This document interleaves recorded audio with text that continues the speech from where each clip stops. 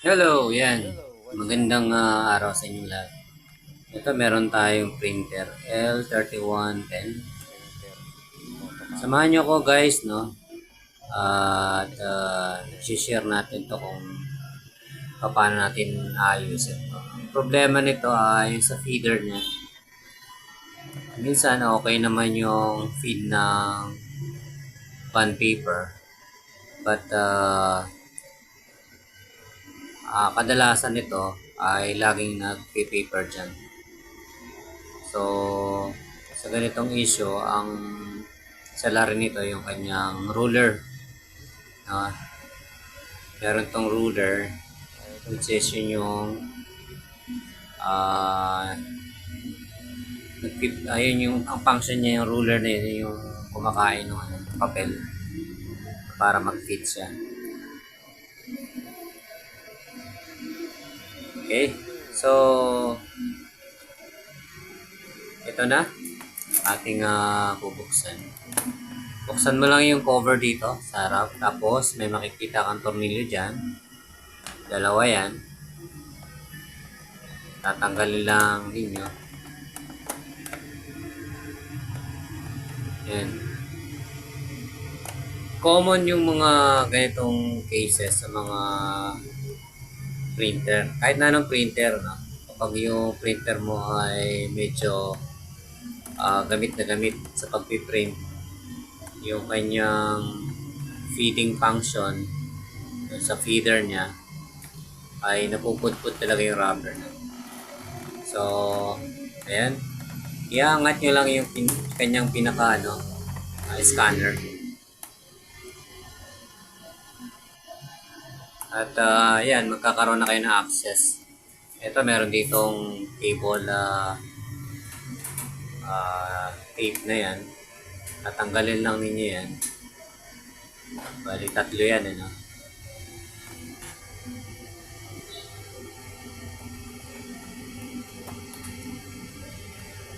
Yung ribbon na cable na yan, tatlo yan dyan.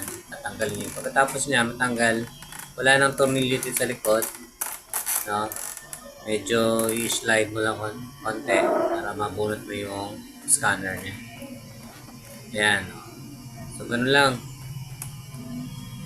Okay, para magkaroon tayo ng access dito sa feeder ruler na to. Ito yun guys, yan. Isang malaki na yan. At yung partner niyan, banda ron sa ilalim. So pag nagtanggal kayo, may tornilyo dito nakalagay. Sa harap na yan, meron siyang isang tornilyo dyan. Tatanggalin nyo lang ito. At yun, matatanggal nyo na yung pinaka-cover ng feeder ruler na yan. And then, bago natin remove yan, dito yung kanyang tray ng bond paper na yan ay tatanggalin nyo muna ulit yan. So ito ay wala naman tornilyo, nakalock lang yan. So gamit lang kayo ng flat screw at madali nyo na matanggal yan. Sikotin nyo lang konti at yan, tatanggal. Dahan-dahan lang kasi meron pang spring, no? Yan. Yung spring na yan, ito, may dalawang spring yan dyan na nakalagay. Yan. At siya yung trabaho niyan para maipit niya ng mabuti yung bond paper. Pagkatapos, ito yung partner na ruler. Tinuturo ko na yan. Meron diyang spring na dapat tanggalin. Okay. So, balik tayo dito sa kanyang ruler feeder na to, sa pinakamalaki. Ito, ipupush nyo lang yan para matanggal nyo. No? Ipupush nyo lang yan. At matatanggal nyo na yung pinaka-cover ng feeder na ating papalitan. Ayan. So, pagka na-push nyo yun, katulad dito, yan.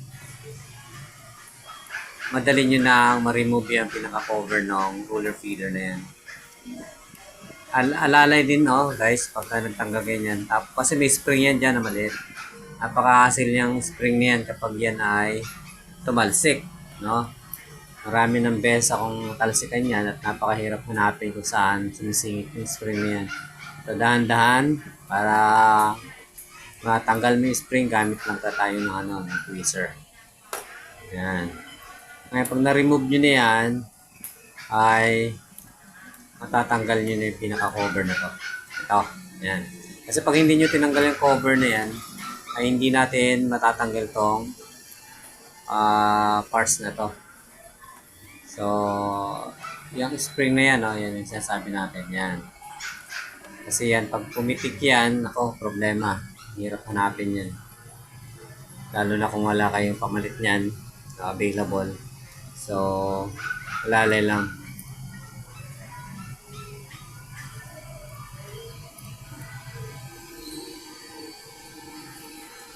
Yan. So, ngayon, ang gagawin natin, after na ma-remove yung cover na yan, so, yung spring na to, tinanggal ko para maitabi ko. No? Kasi baka mawala yan eh.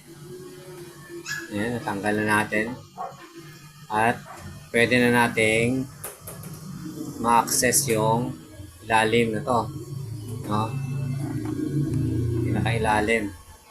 So ngayon, nakikita nyo yung spring na yan para din sa ruler na maliit na yan sa ilalim. Comment nga kayo guys kung anong tawag dyan sa maliit na ruler na yan, rubber na yan, at saka dito sa malaki. Ayan, tanggalan natin spring. At para maka-access tayo na matanggal yan, dito natin siya tatanggalin sa ilalim na ito. Ayan. Ito yung portion na ito. Yung maliit na ruler na yan, rubber na yan, dyan. Dyan, tatanggal. Pero bago nyo matanggal yan, huwag nyo pepersahin kasi pwedeng mabali yan eh. Tatanggalin muna natin itong pinakamalaki, itong ibabaw na to. Ayan. Okay. Ito may lock dito sa may gilid. Papansin nyo may lock yun dyan. Clip lock lang yan, naka-clip. Wala nang tornilyo yan. So, medyo pibigayin nyo lang para matanggal nyo yung lock. Ingat din dahil dyan sa portion na yan, meron ding maliit na spring dyan na kapag hindi nyo iningatan, posibleng tumalsik yan. Yung tinitwisher ko na yan. Yung spring na yan, tumatalsik yan. So, maraming cases na nangyari na rin sa akin yun. Kaya, ingat-ingat kayo. But anyway, so, bago natin na-access yung ilalim, itong pinakaibabaw na parts na to, yung hindi ko alam guys, no? Kung anong tawag dyan. So, sa mga technician ng printer, no? Comment nga kayo kung ano to. Anong tawag dyan. So, ang ginagawa ko dyan, kapag ang issue na yan, ay ganyan na, no? Parang bitak-bitak na, o bud-bud na yung rubber na yan. Isang set na ako nagpapalit niyan. So, pwede naman yung rubber din paltan. Yung pinaka-rubber niya.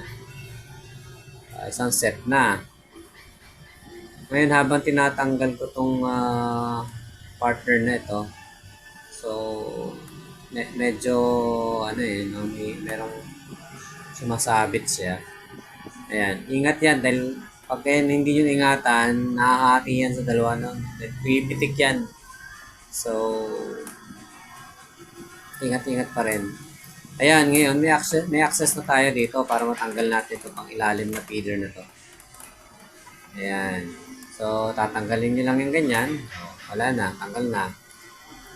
Okay? Ayan, yung iba nagpapalit nito rubber lang. No?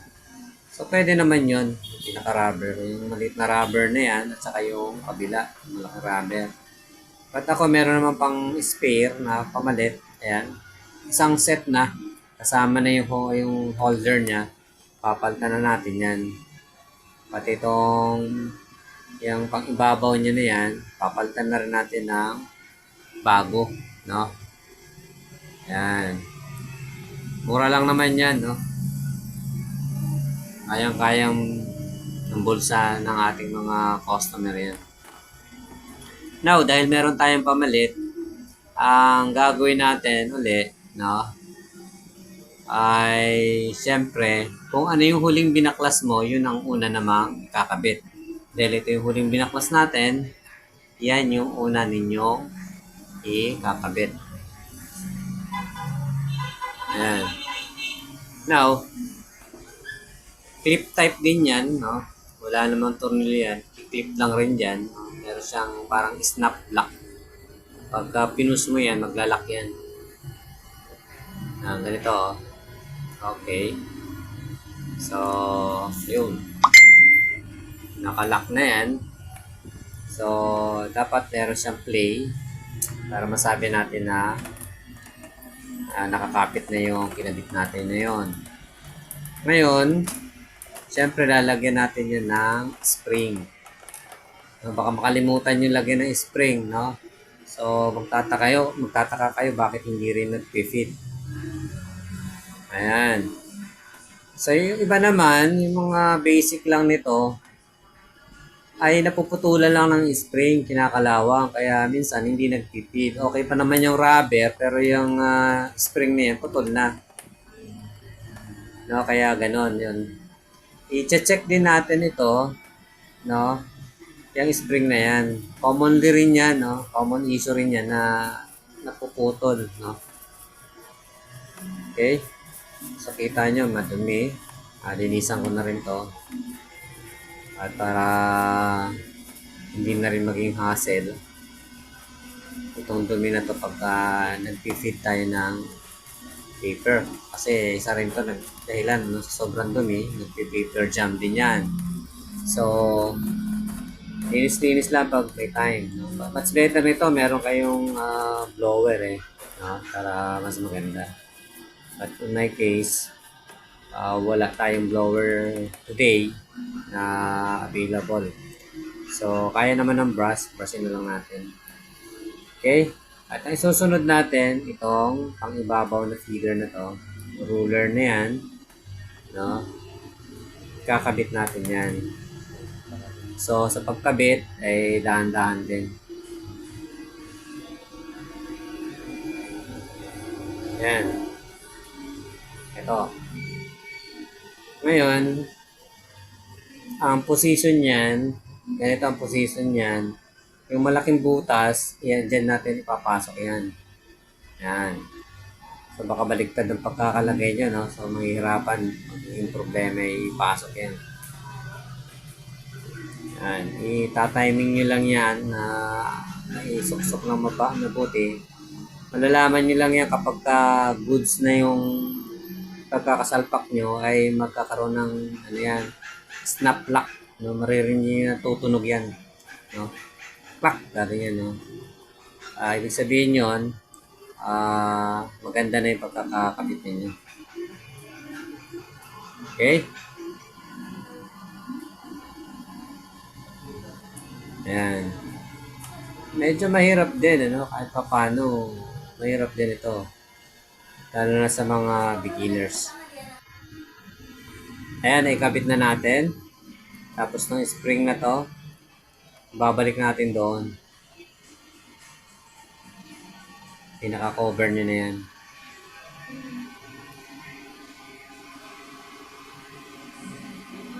So, dahan-dahan lang. Medyo mahirap din kabit to, no? Kasi hassle din ikabit yan, no?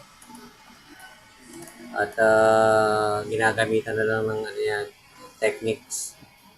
So, kanya-kanyang techniques na lang paano ikabit yan. So, basta ang importante, syempre, yung spring ay hindi mawala. Kasi napakalaking bagay yung spring na yan. Yan. Kapag yan ay nawala, at naputol o nasira, problema din sa feed.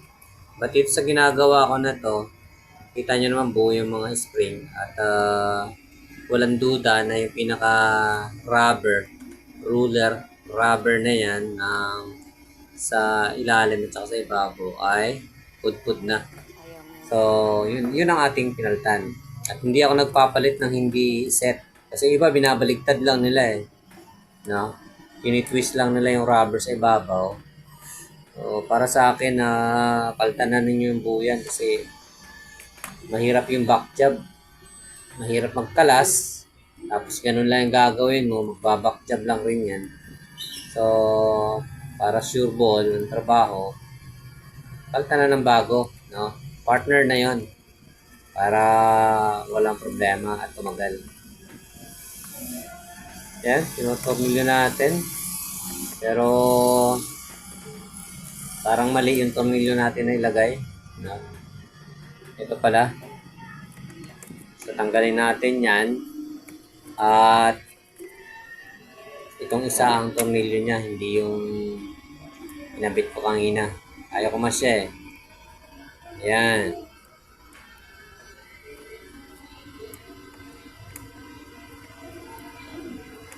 So, konting patient lang kailangan dito. No, kasi kapag ka mainitin ang ulo mo, huwag mo nang i-DIY to kasi sigurado lalo lang masisira to. Ayan, pagkatapos nating ma-fix yan, yung cover na yan, ay syempre, ang isusunod na natin, no, ay kabit na natin yung pinaka-scanner niya. Sabi ko nga, kung ano yung una nyong tinanggal, yun yung huli nyo kakabit. At yung kung ano naman yung huling yung huli yung tinanggal, yun yung una nyo ikakabit. At yung una nyo tinanggal, yun yung huling ikakabit. So, yung spring na yan, ititwist nyo lang doon para kumapit. No? Kasi hindi mo yan mapapakapit kung hindi mo siya ititwist doon sa part na yan. Gamit lang kayo ng flat screw para, ayan, pansin nyo, tumalsik.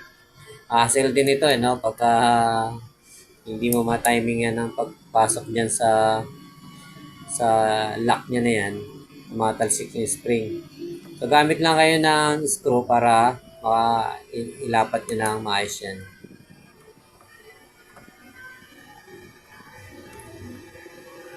Okay. Ano, mahirap siya eh. Ayan, now, naikabit na natin. Medyo natagalan ako doon ng konti dahil sa spring lagi tumatalsik. Yan.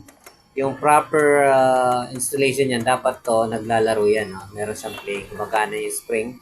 Kasi kung hindi yan naglalaro, hindi rin may ipit yung coupon band dyan. At problema din yan, hindi rin mag-fit.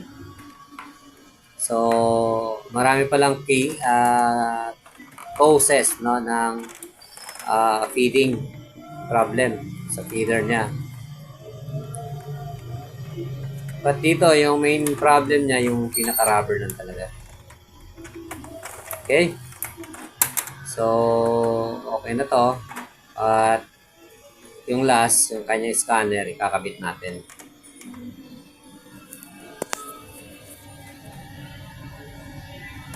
Okay. So, ito na yung ating final. No, kapit na natin tong scanner na to. Sa scanner na to, wala naman tong tornilyo. No, yung pinaka, may hinge lang siya, yung may butas lang yung hinge niya eh, no. Yung pinaka bisagra, ilalak mo lang doon para kumapit. So, wala siyang pinaka bisagra o yung hinge. Now, pag napakapit mo na yon, ibabalik natin uli ang mga cables dyan. Tulad yan, hinahanap ko yung tamang position na yan kung paano natin kakabit yung scanner na yan dun sa kanyang hinge.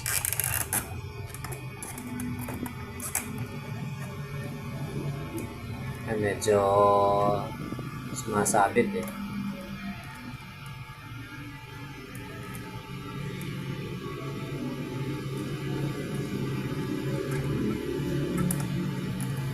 Napakahirap din ni kabit to kapag hindi mo makuha yung positioning ng lock.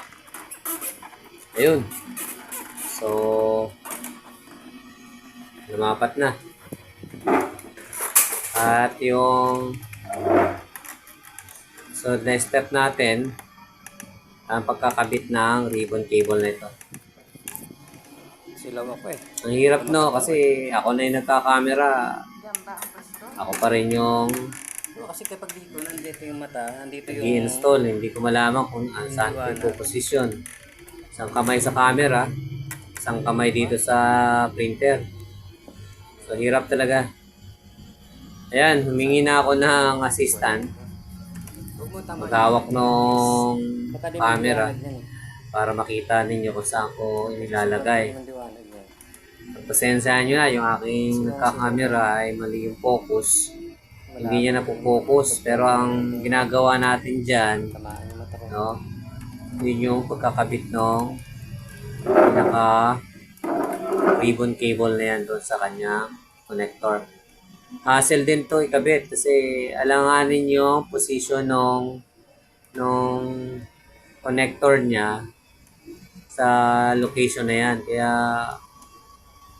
ginagamitan ko ng tweezer. Yung side cover pwede naman tanggalin, but hindi ko na siya natinanggal. At pinagtyagaan ko na lang na gamitan ng tweezer para may pasok yung ribbon cable na yan. Okay.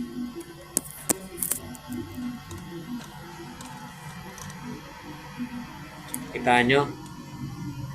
So, nakabit natin isa, itong isa, hindi pa.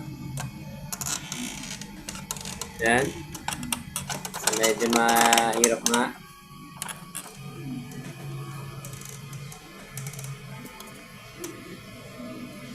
Okay. Sa wakas, nakabit ko rin. At yung pinaka pang final natin na ikakabit, itong tornilyo na ito, na kung saan ito yung una nating tinanggal na tornilyo. Meron siyang yung sa ulo Ayan. na flashlight. So, ganun lang ang gagawin ninyo kung kayo ay magdi-DIY ng Kung saan ka tumingin doon nakatulog. printer na L3110 na ito.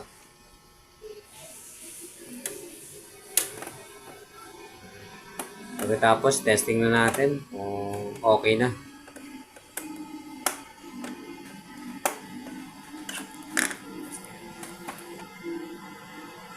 Okay. Final natin. Scan natin. Ayan, no? Smooth na yung tunog niya compare dati. At yun, nag-scan na siya. Maraming salamat. Bye.